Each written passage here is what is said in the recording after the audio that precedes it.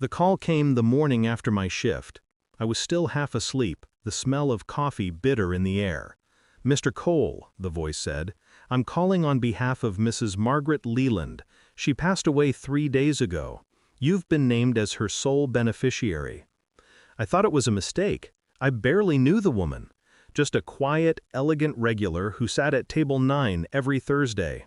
She always ordered tea, never coffee, and tipped $100 no matter the bill. "She left you $43 million," he continued. My chest tightened.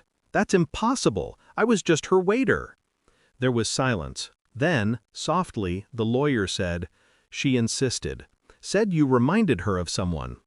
That night I couldn't sleep. I kept seeing her sitting there, thin fingers around a porcelain cup, eyes too focused, too knowing. The last time I saw her, she'd stared at me for a long time before whispering, "You look just like him."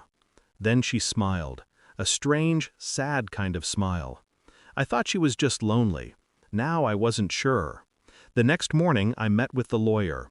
His office smelled of cedar and old secrets. The inheritance was real, legitimate. But when I asked, "Why me?" he hesitated. "She didn't say much," he admitted. "Only that you should look in the safety deposit box at Belcroft Bank. She said you'd understand." Understand what?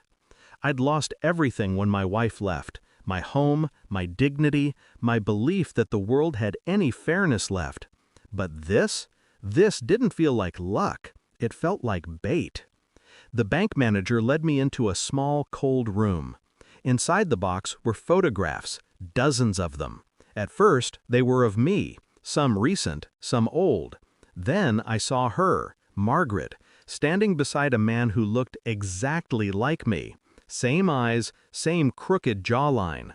The back of the photo read, "Michael Leland, 1985. My father's name only. My father had died before I was born, or at least, that's what my mother told me. I went home and dug through the one box of her belongings I'd kept. Old letters, bills, and a single photo, my mother holding me as a baby. A man's arm rested around her shoulder. The face was torn off. I started connecting dots that shouldn't connect. Margaret wasn't a stranger. She was my grandmother. And someone, my mother or hers, had wanted that truth buried. The lawyer called again the next day. "There's one more document," he said. "It's sensitive." It was a handwritten confession dated 10 years ago. If you're reading this, I'm gone. Michael never died. He was taken. Your mother, Elaine, knew. She took you and disappeared. She didn't want our name attached to what he did. Below the words was a newspaper clipping. "Belcroft Corporation executive sentenced for embezzlement and negligent homicide. Michael Leland." My father.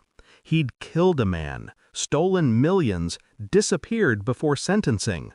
My mother had changed our names, rewritten our history. The inheritance wasn't a gift, it was guilt money. Margaret's final attempt to buy redemption for a legacy built on blood.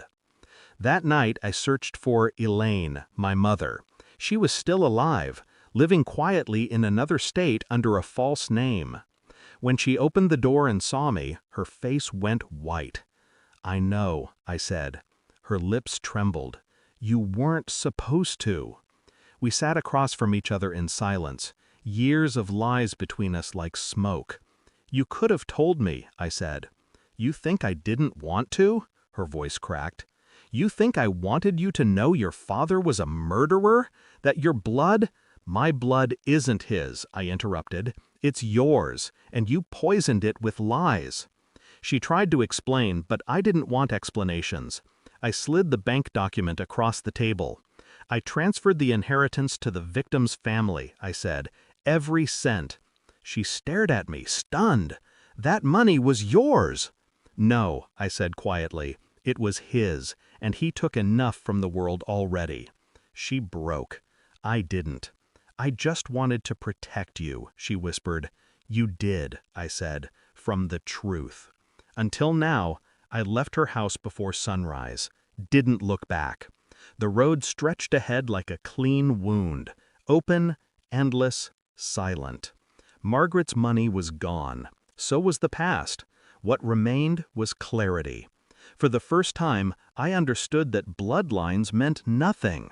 Lies, however, lasted generations. I rented a small apartment above the restaurant where I once waited tables, the same one where Margaret had first seen me. Sometimes, when I wipe down table 9, I can almost hear her voice. "You look just like him." Maybe I do, but I'm not him, and that, finally, is my inheritance. Thanks for watching. Don't forget to like, share, and comment.